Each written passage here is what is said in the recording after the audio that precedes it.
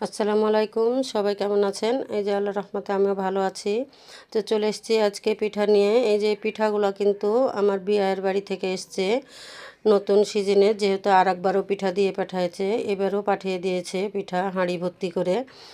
তো এই যে এই পিঠাগুলা কিন্তু আমি একা খাবো না, সবাইকে দিয়েই খাবো। তো আমার শাশুড়িকে দিব, ননদকে দিব, আমার আশেপাশে যারা আছে সবাইকে আমি দিয়ে খাবো। আর আমার ভাগ্নিরাও এসেছিল বেড়াতে, সবাই মিলে একসাথে আনন্দ করব। আর এই পিঠাগুলা খাবো সবাইকে। যে এখানে আছে ঝালের পিঠা, মিষ্টির পিঠা, আবার বুটের ডালের যেটা পুরি বলে সেই পিঠা, এগুলা সবাই আমরা একসাথে মিলেমিশে খাবো। আর যে যখন আমাদের বাড়িতে আসবে তাদেরকেও দিব। আর আমার বাড়িতে কিছু কর্মচারী আছে, তারাও খাবে।